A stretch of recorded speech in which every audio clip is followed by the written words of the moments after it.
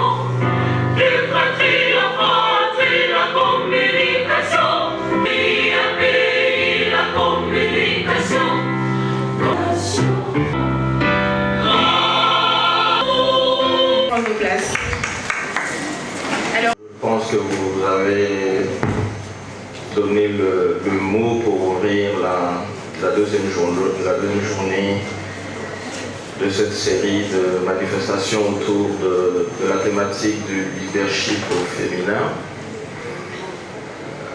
qui a commencé hier, qui se poursuit aujourd'hui. Je prends juste la parole pour, au nom du comité de gestion, souhaiter la bienvenue aux intervenants du jour, principalement Son Excellence Monsieur l'ambassadeur de la Confédération helvétique de Suisse. C'est un honneur pour nous de le recevoir. Il est tout nouveau dans ses fonctions dans notre pays et c'est une bonne initiative que la coordination estudiantine ait obtenue au débat, à la réflexion, au partage d'expériences et surtout on rencontre même en Europe aujourd'hui dans les zones énormes. C'est un atout aussi, c'est un atout, une manière de souligner de plus en plus, surtout dans notre pays qui est en crise. Ce pays tient un peu parce qu'il y a une grande contribution de femmes au développement de notre pays. Donc tout ça est cumulé et je vous souhaite donc d'avoir de bons échanges, de bons débats. Profitez de ce que vous allez écouter, écoutez, gardez et surtout mettez cela en pratique. Pour vous répondre à vos questions, droits de l'homme, qu'est-ce qu'on fait pour les respecter aussi ici? Moi, je suis moi-même observateur du processus électoral en cours. Je me suis enregistré à la série aussi, afin de pouvoir être un observateur. Mais on ne va pas évidemment ingérer non plus dans ce qui est de l'organisation des élections. C'est une tâche souveraine de l'État. Donc on observe de loin pour voir et espérer d'avoir des élections qui sont les plus transparentes possibles avec une grande participation. Parce que la démocratie, c'est ça, c'est la participation du peuple à tout ce processus. Donc c'est tout d'abord une tâche congolaise. Nous, on observe. Si on constate qu'on n'est pas d'accord, qu'on pourrait améliorer, on peut partout. On n'a pas des élections parfaites non plus chez nous. Voilà. Aujourd'hui, nous avons vu à l'Institut facultaire de sciences de l'information et de la communication, autour d'une table parlant d'une conférence qui concerne le leadership féminin.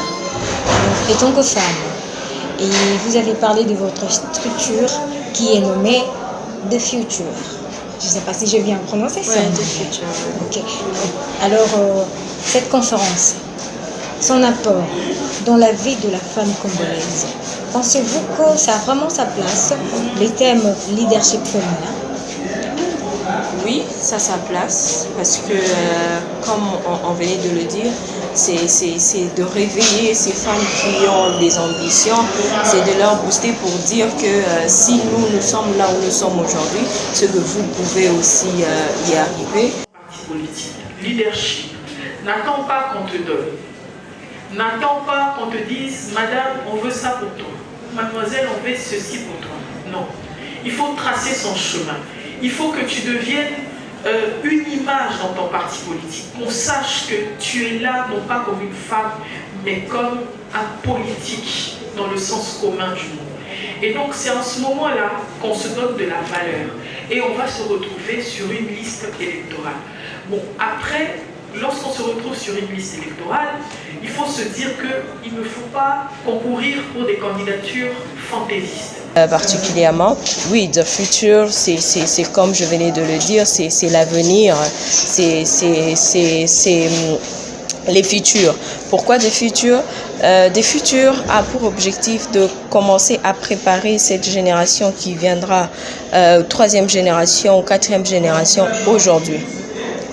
Comme on dit, la jeunesse de demain et tout, moi je pense que c'est aujourd'hui, c'est pas demain. Donc il faut préparer aujourd'hui et nous sommes plus sur l'éducation.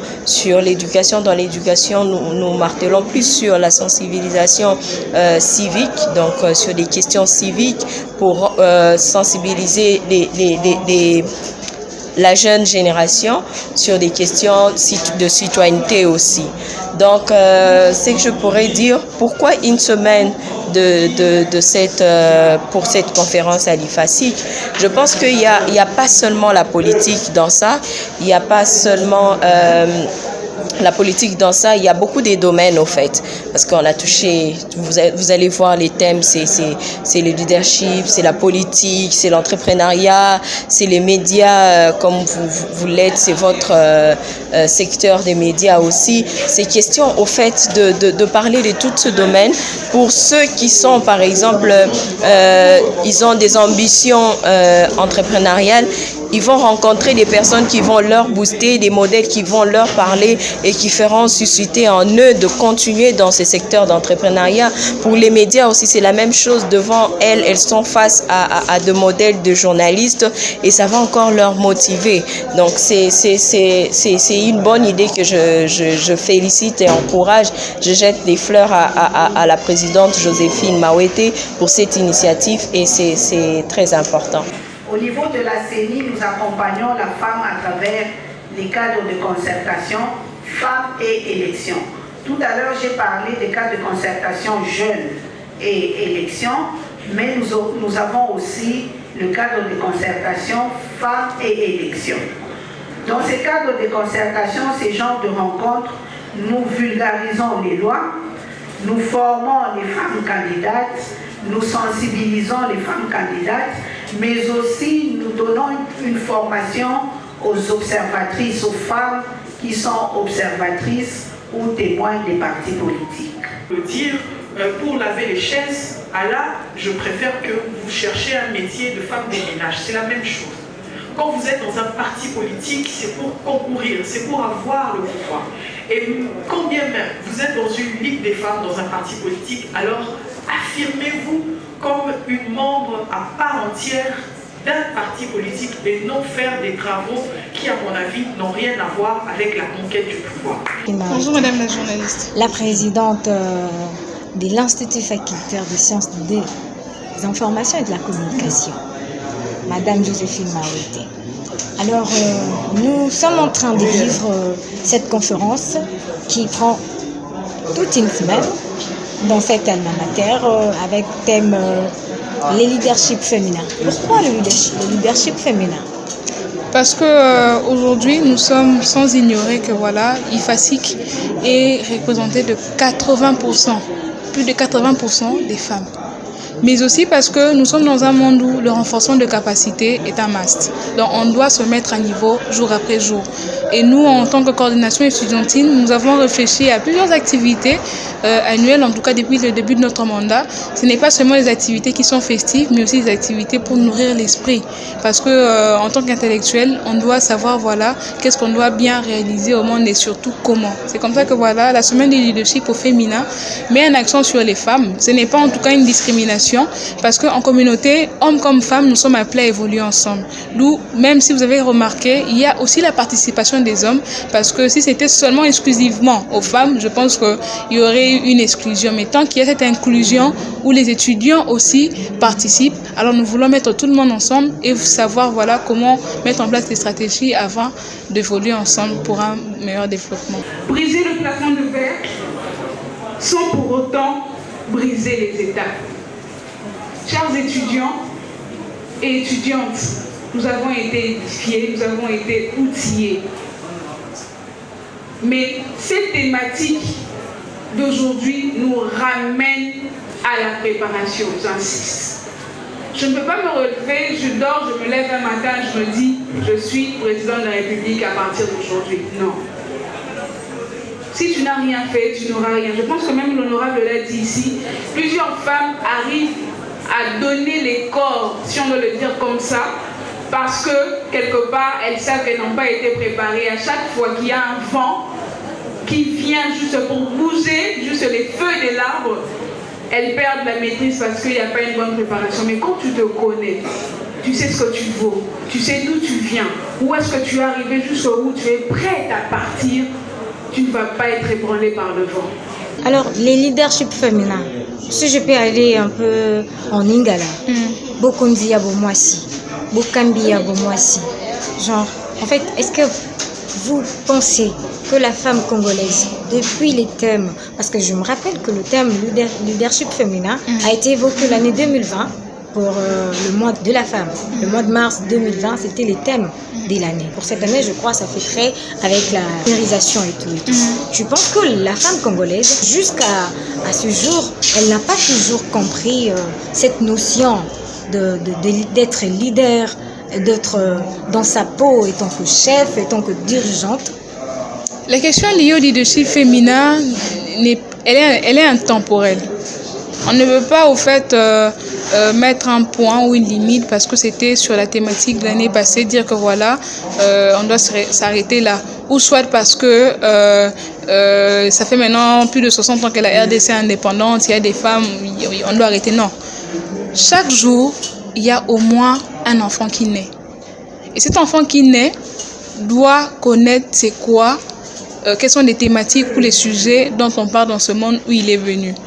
Et dans une institution où les étudiantes s'inscrivent tous les jours, chaque année, je pense que revenir sur le leadership féminin, c'est très important parce que, déjà comme je l'ai évoqué, pas seulement par rapport au nombre, la représentativité des femmes ici à l'IFASIC, mais aussi parce que, vous avez dit en lingala, Bokonzi Abomwasi, mais moi j'aime plus dire Kokamba. Parce que, en tout cas, on le remarque quand même dans nos auditoires, lorsqu'il y a des interrogations, on dit voilà, interrogation par groupe. C'est qui est un chef de groupe, tout le monde va chercher un homme pour être chef de groupe. En tout cas, la majorité, c'est celle qu'elles font.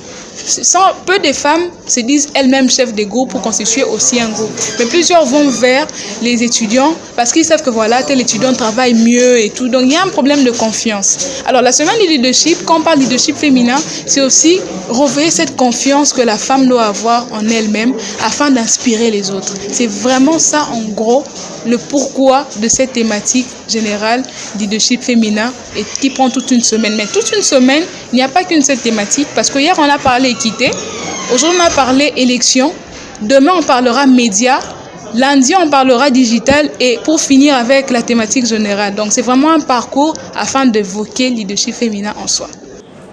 Alors aujourd'hui, c'était le deuxième jour dans ces conférences qui a pour thème le leadership féminin qui se déroule à l'Institut facultaire de sciences de l'information et de la communication à l'espace professeur Malembe.